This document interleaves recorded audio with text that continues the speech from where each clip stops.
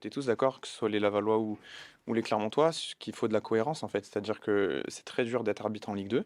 On le sait, il n'y a pas la VAR, donc les situations, ils peuvent pas les revoir, donc c'est très dur. Mais il faut de la cohérence. En début de saison, il y a exactement une situation similaire. Sur un penalty, ce même arbitre fait une erreur. On lui dit, notre joueur sort avec la cheville cassée, il ne change pas d'avis. Ok, on accepte, l'erreur est humaine, c'est ce qu'on avait fait même dit. Sauf que là, dans le même cas, peut-être qu'il se trompe en notre faveur cette fois, mais pourquoi il change d'avis? C'est là l'incohérence qui nous trouble et qui, je pense, est pas forcément normale et surtout qu'il a mis du temps à prendre la décision aussi. Donc ça rajoute de la tension. Donc voilà, c'est ce manque de cohérence sur les deux situations par rapport au début de saison et à ce match-là qui forcément nous fait râler. Il n'y a rien à dire. Je veux dire, aujourd'hui, là, le bras complètement arraché, donc il va se faire recoudre. Il n'y a pas d'intentionnalité, mais on peut imaginer même qu'avec la VAR, c'est pas de la provocation, il peut expulser l'attaquant de Clermont, puisque c'est aussi un geste dangereux, même si je pense qu'il joue le ballon, mais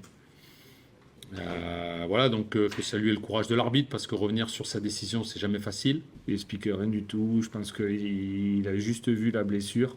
Au départ, il dit qu'il y a but parce qu'il voit pas grand-chose, je pense, au départ. Parce que c'est le gardien, c'est une action normale, en fait. C'est un gardien qui plonge dans les pieds d'un joueur qui frappe.